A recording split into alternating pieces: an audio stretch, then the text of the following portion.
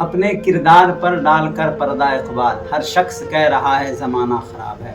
اچھی سوچ، یہ جو ہے نا بری سوچنا، بدگمانی کرنا لوگوں کے بارے میں، بزرگوں کے بارے میں، غریبوں کے بارے میں، کسی کے 4 پیسے مل گئے تو اس کے بارے میں یہ خیال کرنا کہ پتہ نہیں کون سا بینک لوٹ لیا ہے، کہاں چوری کر لیا ہے، یہ جو سوچیں ہیں اس سوچ کو بدلیں۔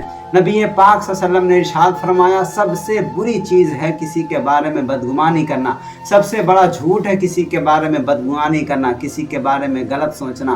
اور فرمایا گیا کہ حسن ظن یہ بہترین عبادت ہے۔ قرآن مجید میں اللہ جل مجدہ ارشاد فرماتا ہے یا ایھا الذین آمنوا اجتنبوا کثیرا من الظن ان بعض الظن اسم، اے لوگو، اے ایمان والو، زیادہ بدگمانی نہ کرو، زیادہ نہ سوچو، اس لیے کہ بعض سوچیں بھی گناہ ہوا کرتی ہیں۔ اپنے ذہن کو، اپنے خیالات کو بدلیں۔ لوگوں کے بارے میں غلط سوچنا، لوگوں کے بارے میں غلط سوچنا یہ سب سے بڑی بری چیز ہے، اور معاشرے میں اس سے زوال پذیر ہو جاتا ہے معاشرہ۔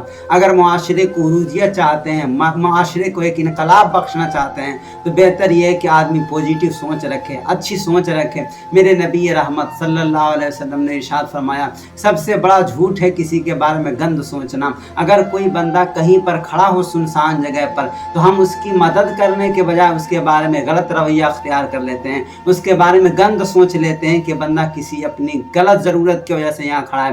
اگر کوئی بندہ اپنے کان میں ہیڈ فون لگا لے، اپنے کانوں پر گھنٹوں موبائل لگا لے تو ہم بلا تفتیش، بنا کسی پرکھے اس کے بارے میں غلط فتوے دے دیتے ہیں کہ بندہ کی غلط تعلق سے اپنے کان پر موبائل لگایا ہے یا ہیڈ فون لگا۔ عزیزان ملت اسلامیہ، اس سے بچیں۔ قرآن مجید نے صاف لفظوں میں کہا یا ایھا الذین آمنوا اجتنبوا کثیرا من الظن ان بعض الظن اسم، کہ اے لوگوں زیادہ نہ سوچو، زیادہ نہ گمان کرو، اس لیے کہ بعض گمانیں گناہ ہوا کرتی ہیں۔ عزیزان ملت اسلامیہ، اپنے آپ کو غلط خیالات سے بچائیں، غلط تصورات سے اپنے آپ کو محفوظ رکھیں۔ ہندوستان پر سب سے پہلے حملہ جو کرنے آئے تھے ان کا نام تھا محمد بن قاسم۔ محمد بن قاسم جب آئے تو آپ آ کر کے سندھ کے مقام پر آپ نے قیام کیا۔ اس وقت ہندوستان پاکستان کا بٹوارہ نہیں ہوا تھا۔ محمد بن قاسم آئے اور آ کر کے آپ نے سندھ پر جب آپ نے قیام کیا، اس وقت ہندوستان میں جس کی حکومت تھی اس کا نام تھا راجہ داہر۔ راجہ داہر کے مقابلے میں محمد بن قاسم آئے اور محمد بن قاسم کی جوانی صرف 17 سال کی تھی۔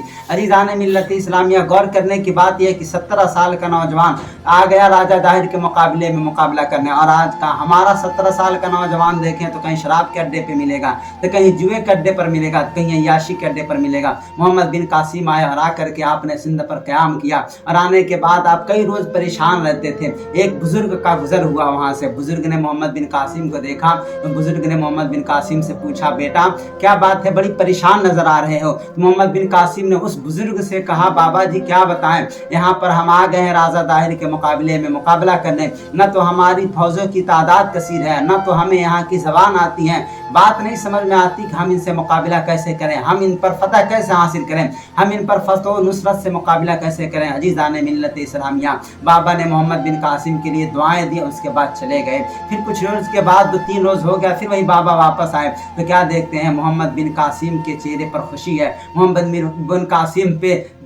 بن قاسم کے چہرے پر شادمانی ہے۔ اس بابا نے پھر محمد بن قاسم سے پوچھا بیٹا کیا بات ہے، کچھ روز پہلے تو تم بڑی غمگین تھے، بڑی پریشان حال تھے، لیکن اب تمہارے چہرے پر خوشی، کوئی معذرہ سمجھ میں نہیں آیا، آخر بات کیا ہے تمہارے چہرے پر خوشی کے، تمہارے مسکرانے کی وجہ کیا ہے؟ تب جا کر کے محمد بن قاسم نے کہا بابا جی میں نے پتہ لگا لیا ہے، راجہ داہر میرے مقابلے میں 2 گھنٹے سے زیادہ نہیں ٹکے گا، میرے مقابلے میں 2 گھنٹے سے زیادہ نہیں رہ سکتا۔ عزیزان ملت اسلامیہ، اس بابا نے محمد بن ہارون سے کہا، محمد بن قاسم سے کہا آخر وجہ کیا ہے کہ تمہارے مقابلے میں راجہ داہر 2 گھنٹے سے زیادہ نہیں ٹکے گا؟ تب جا کر کے محمد بن قاسم نے کہا بابا جی میں نے پتہ لگا لیا ہے کہ راجہ داہر نظریات کا گندا آدمی ہے، اور جس بندے کا نظریہ گندا ہو جائے وہ میرے مقابلے میں کیسے ٹک سکتا ہے؟ جس بندے کا نظریہ گندا ہو جائے وہ جنگ نہیں کر سکتا، جس بندے کا نظریات گندا ہو جائے وہ بندہ مقابلہ نہیں کر سکتا۔ راجہ داہر نظریے کا گندا آدمی ہے، اس کی گندی نظروں سے اس کے محلے کی لڑکیاں محفوظ نہیں، اس کے خالہ اس کی ماموں کی لڑکیاں محفوظ نہیں،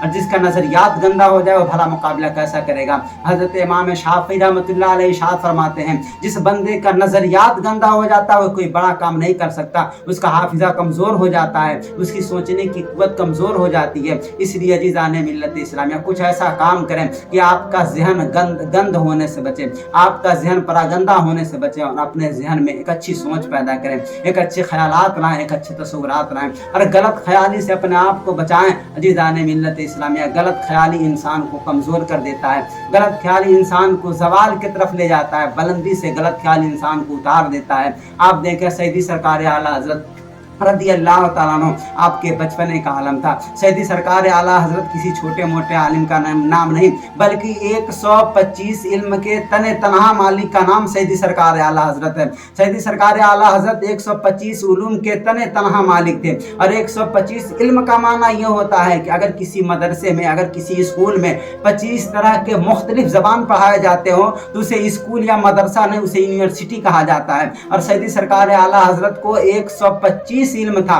गोया कि आप 5 यूनिवर्सिटी के मध्य मुकाबिल थे, आप तने तनहा 5 यूनिवर्सिटी थे। अजीज़ान मिल्लत इस्लामिया, उस जात का नाम सैयदी सरकार आला हज़रत है। आपके बचपने का आलम था। बचपने में ये होता है कि बच्चा या तो पूरा कपड़ा पहन लेता है, या सिर्फ ऊपर का पहन लेता है, सिर्फ नीचे का पहन लेता है। हस्बे मामूल सैयदी सरकार आला हज़रत सिर्फ अपने ऊपर का कुर्ता पहने हुए अपने गाँव के, अपने मार्केट के चौराहे पर खड़े थे। उस चौराहे पर जहाँ से ताइफा लोगों की गाड़ी गुजरती थी, सैयदी सरकार आला हज़रत वहीं पर खड़े थे। तो एक ताइफा औरत की गाड़ी उधर से गुजरी, ताइफा औरत की गाड़ी गुजरी, सैयदी सरकार आला हज़रत के चौराहे पर खड़ी हो गई। सैयदी सरकार आला हज़रत की निगाह उस ताइफा औरत पर पड़ी।